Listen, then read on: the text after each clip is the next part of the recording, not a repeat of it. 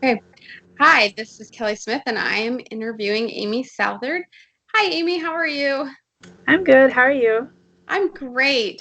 So I have a couple questions for you with your writing career, and the first thing I'm wondering is what inspires you to write magical realism? Okay. Magical realism. So, I have always loved to read for as long as I can remember, and magical realism has always been a wonderful form of escapism for me. It has gotten me through a lot of tough times during my life, and I like to imagine myself in the life of the characters. And with magical realism, it's like real life, but then there's magic intertwined. I decided to write magical realism because I always thought about the characters and wondered, like, what if this character wasn't evil, or what if this person had magical powers? So this inspired me to write, and I wanted to be able to create a place for readers to escape and with a little bit of magic added in. Sounds good. So I've noticed on your webpage that I searched through that you do a lot of your work with the theme of witches. Is this a theme that you will always write with, or are you going to branch out onto other themes?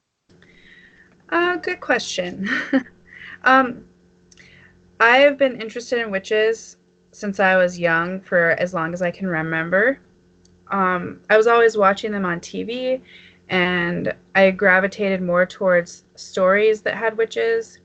I love to read about them and write about them. So I expect there to be a lot of witches in my future writing projects, but I will probably also have stories with vampires and ghosts and other like humanoid characters as well. Okay, that kind of goes into the next question is if you were to branch out, what theme or genre are you interested? Are you always going to write in magical realism, or would you write in other genres, or even do like a magical realism with horror or romance involved? Okay, well, I mostly read young adult novels, so I gravitate towards writing young adult also. If I were to venture away from witches and magical realism, I think it would be nice to write a good mystery or thriller. I also have a lot of ideas for romance novels, both young adult and adult. So I won't ever say never, but I guess we'll see what happens. I also noticed that you have published some work on the Penman Review.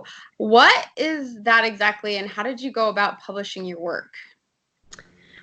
Okay, the Penman Review is Southern New Hampshire University's online journal for creative writers, and I am a current student of Southern New Hampshire University. So I like to submit my work, and they accept submissions from anyone, not just SNHU students. So they publish short stories, poetry, and writing resource articles, and writers can submit once a month.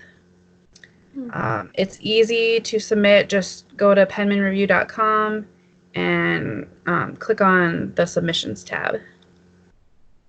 I did not know that. So something a little bit fun about yourself and being a writer and a reader, we all have our favorites. Who is your favorite author and why? Um, okay, well, as I said earlier, I love to read, so naturally I have a lot of favorites. Um, in the YA genre, I love Adriana Mather. I found her first book, How to Hang a Witch, when I was searching for witchy type books to read. And her style is so similar to mine that I was instantly inspired by her. And then I'm also really into adult mystery thrillers. And And I have found that every book that I've read by Lisa Scottolini I just loved it. I love her persona and the way she interacts with readers. I have a lot in common with her, and I can also relate to the nonfiction essays that she writes. Okay. Sounds great. Well, that's the end of our interview. Thank you for taking time with me. Thank you.